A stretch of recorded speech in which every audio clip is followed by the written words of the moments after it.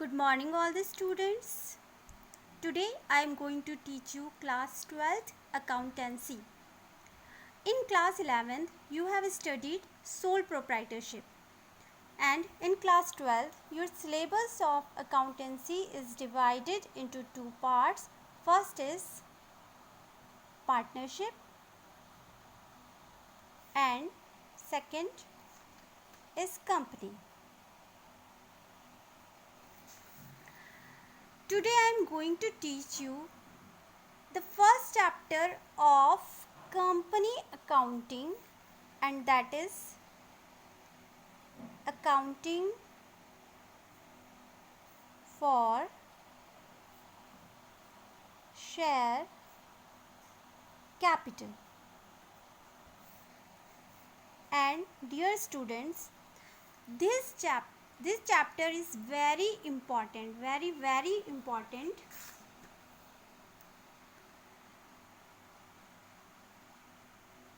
And numericals are coming from this chapter, and for the better understanding of the numericals you must know about the theoretical part, जिसे हमें बहुत अच्छे से इसे समझना होगा. First of all, we will see what is meant by company.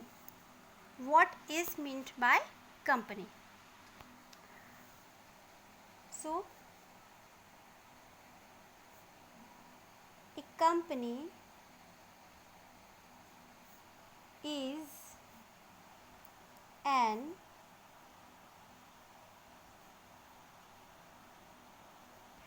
artificial person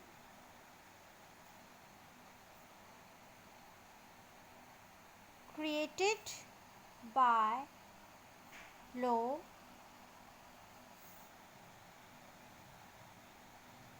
incorporated, having separate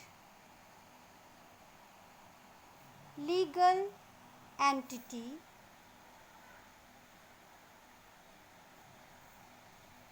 with a perpetual succession and a common seal. So, a company is an artificial person created by law, incorporated, having separate legal entity with a perpetual succession and a common seal. इस definition को हम one by one इसके जो भी features हैं उसे अच्छे से समझते हैं. The first feature is artificial person. It means company is an artificial person. It is created by some person. It is an association of some persons. Okay? जैसे एक person एक sole proprietor है, वो natural person है ना. That is not created by anybody. That is created by God only.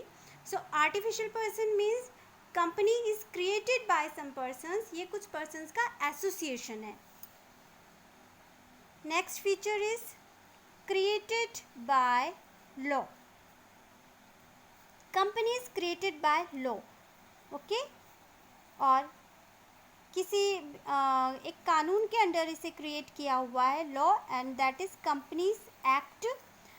Now we are following the companies act 2013. इसके पहले और भी एक्ट आए. 1956 एक्ट पहले फॉलो होता था. Now we are following companies act 2013. The next feature is incorporated.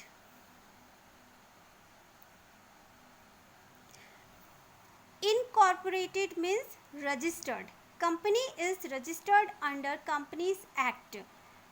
चाहे वो 2013 एक्ट के अंडर रजिस्टर्ड हो या एनी अदर प्रीवियस लॉ किसी और एक्ट के अंदर रजिस्टर्ड हो, बट कंपनी के लिए ये इम्पॉर्टेंट है कि वो कंपनीज एक्ट के अंडर रजिस्टर्ड हो. Next is separate legal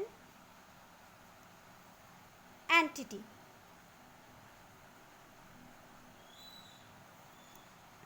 means company के अपना उसका खुद का एग्जिस्टेंस होता है, उसकी खुद की लीगल एंटिटी होती है, वो अपना बिजनेस अपने नाम से रन करती है, ना कि उसके मेंबर्स के नाम से। कंपनी का बिजनेस उसके खुद के नाम से रन होता है, ना कि उसके बिजनेस के नाम से। वो चाहे तो जो भी अपनी बिजनेस डील है वो अपने नाम से डील करती है। The next, perpetual existence.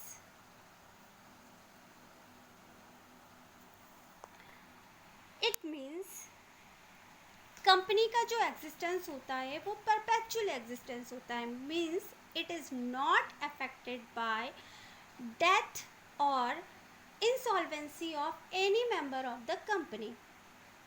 Okay, जैसे सोल प्रोप्राइटर में क्या होता था, एक पर्सन था, उसे बिजनेस स्टार्ट करना है, वो खुद अपनी कैपिटल इन्वेस्ट करता है, और अगर वो बिजनेस वो जो पर्सन है वो अगर बीमार पड़ गया या उसकी डेथ हो गई तो उसका बिजनेस पूरी तरह से बंद हो जाता था। इन केस ऑफ पार्टनरशिप, पार्टनरशिप के केस में क्या होगा, अगर कोई पार्टनर की डेथ हो गई या नया कोई पार्टनर आया या पुराना कोई पार्टनर फर्म छोड़कर चला गया, रिटायर हो गया, तो पूरी की पूरी पार्टनरशिप को रिकॉन्स्टिट्यूट करना पड़ता था। But in case of company उसका परपेचुअल एग्जिस्टेंस होता है। Means it is not affected by any condition, चाहे मेंबर उसके फर्म जो भी कंपनी है उसे छोड़कर जा रहे हैं, चाहे उनकी डेथ हो गई, चाहे वो बीमार पड़ गए, चाहे इंसॉल्वेंट हो गए, क्योंकि कंपनी अपना बिजनेस अपने खुद के नाम से रन कर रही है।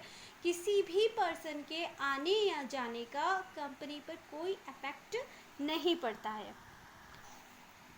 Now the next thing is common seal. Company की एक कॉमन सील होती है जिससे वो अपना बिजनेस रन करती है, और जितने भी इम्पॉर्टेंट डॉक्यूमेंट है वो उस पर अपनी सील को अफेक्स करती है। Okay, so this is the meaning of company. Company is an artificial person, वो कुछ पर्सन्स का एसोसिएशन है क्रिएटेड बाय लॉ, एक लॉ के अंडर बनी हुई है, और दैट इज कंपनीज एक्ट 2013 जो हमें फॉलो करना है। इट इज़ इनकॉर्पोरेटेड, वो रजिस्टर्ड होती है under the act, companies act के अंदर। सेपरेट लीगल एंटिटी होती है, परपेचुअल एग्जिस्टेंस होगा, वो अपने किसी भी मेंबर के आने या जाने से उस पर कोई इफेक्ट नहीं पड़ता है, और कंपनी की खुद की सील होती है, common seal. And company, formation of company जो है ये ऑलरेडी आप लोग क्लास 11th में स्टडी कर चुके हो, है ना। एक पर्सन होता है जिसे प्रमोटर कहते हैं, या ग्रुप ऑफ पर्सन्स हम कहें तो प्रमोटर्स कहलाएंगे, जो कंपनी को फॉर्म करने के लिए आगे अपनी प्रोसेस बढ़ाते हैं। फर्स्ट स्टेज प्रमोशन कहलाती है। प्रमोशन के बाद इनकॉर्पोरेशन होता है। Incorporation means registration of company, then capital subscription and then business commencement. ये पूरी प्रोसेस जो है आप क्लास 11th में पूरा पढ़ चुके हो, हम ये आगे अभी डिस्कस नहीं करेंगे। Now we will C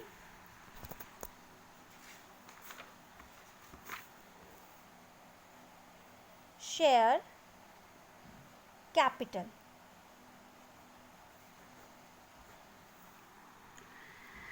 as you all know that किसी भी बिजनेस को रन करने के लिए जो बेसिक रिक्वायरमेंट होती है वो क्या होगी, finance, money.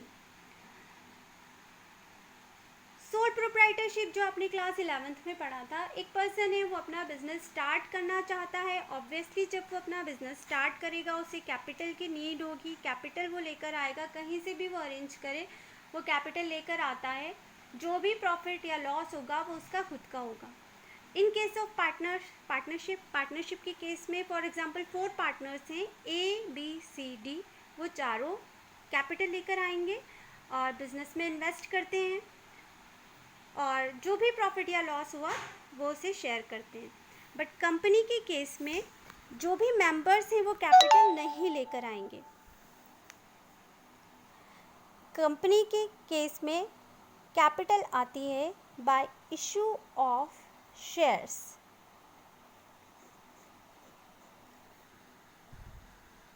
Now what is meant by share?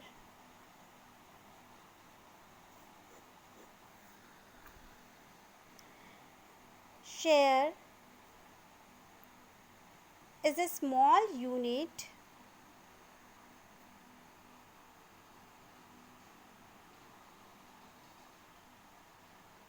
in which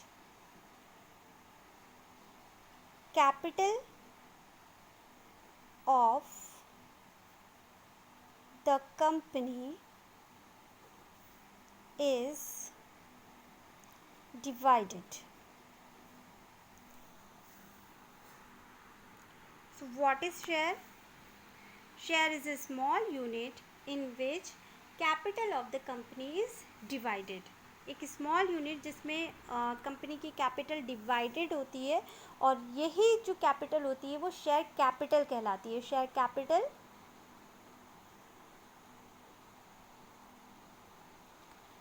capital refers to the amount that a company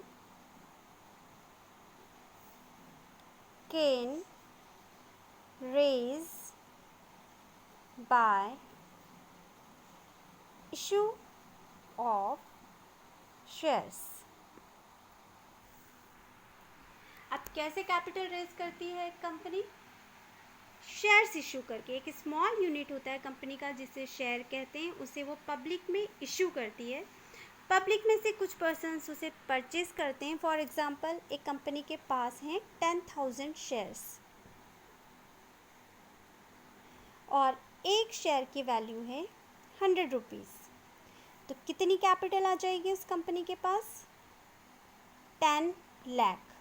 and this is known as share capital. ये कहलाती है शेयर कैपिटल,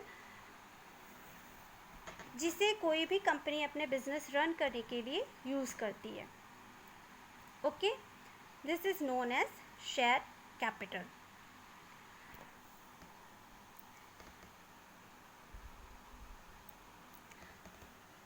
नाउ ये जो शेयर्स हैं कंपनी के, they are also divided into two categories. First is equity shares and preference shares.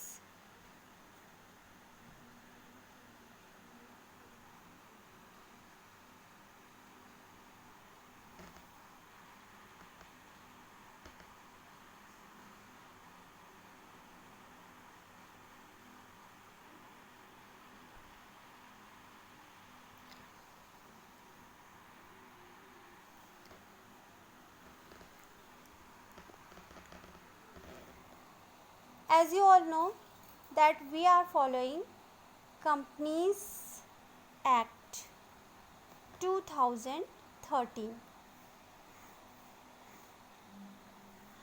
Companies Act 2013 ने company की जो डेफिनेशन दी है वो है company means a company registered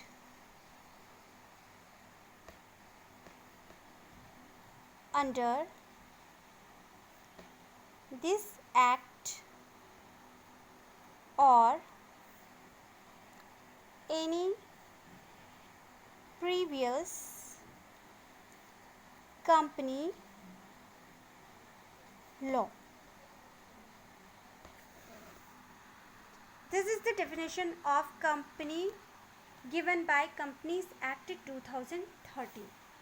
That company means a company registered under this act or any other previous company law.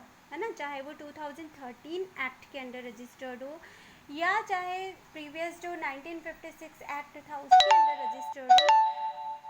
Registration is most important. जो companies act 2013 के under या किसी प्रीवियस लॉ के अंडर रजिस्टर्ड है वो company कहलाती है.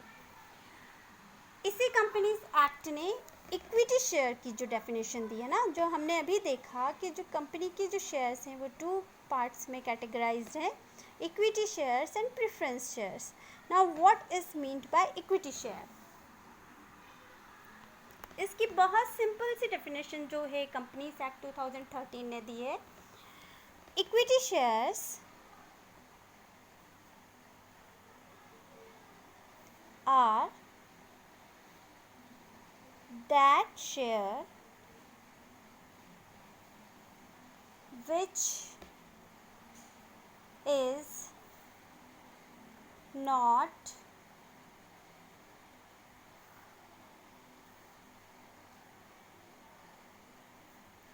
a preference share.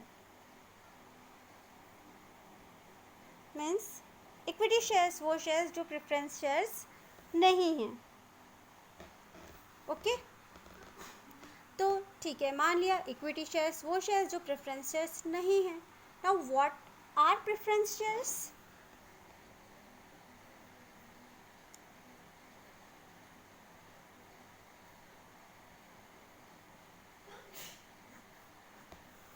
What are preference shares? Preference shares are the shares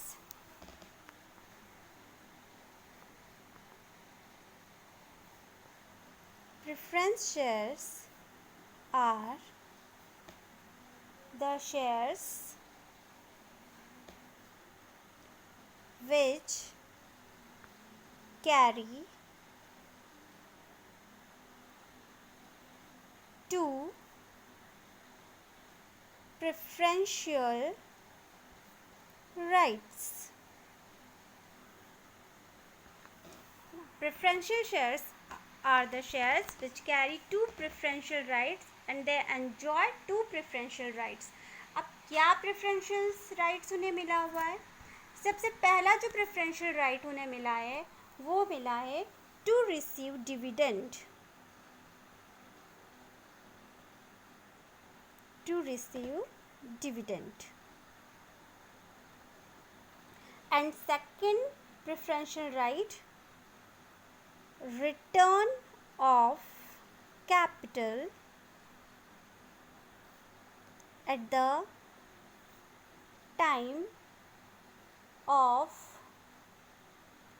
winding up of company. ठीक है, इक्विटी शेयर का मीनिंग हमने देखा. Equity shares are the shares जो प्रेफरेंस शेयर्स नहीं हैं. प्रेफरेंस शेयर्स जिन्हें टू प्रेफरेंशियल राइट्स जो एंजॉय करते हैं. First right to receive dividend. अब डिविडेंड क्या है ये आपने क्लास 11th में भी पढ़ा होगा. Dividend means share of profit, है ना. अब अभी हमने सिंपल सा मीनिंग देख लिया कि शेयर कैपिटल क्या होती है. एक जो कंपनी है वो पब्लिक में अपने शेयर्स इशू करेगी और पब्लिक उन शेयर्स को खरीदेगी और इसके बदले में जो कैपिटल कंपनी के पास कलेक्ट होगी वो उसके शेयर कैपिटल होगी जो वो अपने बिजनेस में यूज़ करती है. नाउ क्वेश्चन अराइजेस कि पब्लिक उन शेयर्स को क्यों परचेज करेगी. अपने बेनिफिट के लिए, है ना. क्योंकि उन शेयर्स पर जो भी प्रॉफिट होगा कंपनी को, उस प्रॉफिट का पार्ट उन मेंबर्स के पास, उन पर्सन्स के पास जाएगा जिन्हें उन शेयर्स को परचेज किया है. और वो पर्सन्स कौन कहलाते हैं? शेयर होल्डर्स, है ना, जो आगे जाकर कहलाते हैं owner of the company, shareholders. तो इस प्रॉफिट में अपने हिस्से को लेने के लिए, इस प्रॉफिट में पार्ट लेने के लिए जो भी पर्सन्स हैं वो कंपनी के शेयर्स को खरीदते हैं और प्रॉफिट में उन्हें जो अपना शेयर मिलता है वो कहलाता है डिविडेंड. अब ये डिविडेंड पहले किसे मिलेगा, है ना. जो शेयर्स हैं वो तो 2 टाइप्स के, इक्विटी शेयर्स और प्रेफरेंस शेयर्स. जिन पर्सन्स ने इक्विटी शेयर्स को खरीदा है वो इक्विटी शेयर होल्डर्स कहलाते हैं और जिन पर्सन्स ने प्रेफरेंस शेयर्स को खरीदा है वो प्रेफरेंस शेयर होल्डर्स कहलाएंगे. तो जो डिविडेंड है, जो प्रॉफिट में शेयर है, वो पहले किससे रिसीव होगा? प्रेफरेंस शेयर्स को, है ना. या हम कहते हैं प्रेफरेंस शेयर होल्डर्स को पहले अपना शेयर मिलेगा, है ना. फिर अगर प्रॉफिट बचा, क्योंकि प्रॉफिट, डिविडेंड किसे कहते हैं, शेयर इन प्रॉफिट ओनली, है ना, लॉस के केस में कोई डिविडेंड नहीं दिया जाता है। तो जो भी प्रॉफिट है उसमें से पहले डिविडेंड किसे मिला, प्रेफरेंस शेयर्स को, और बाद में किसे मिलेगा, इक्विटी शेयर्स को। जो बचा वो किसे मिलेगा, इक्विटी शेयर्स को। बचा तो मिलेगा, नहीं बचा तो नहीं मिलेगा। So first preferential right that preference shareholders carry is to receive dividend.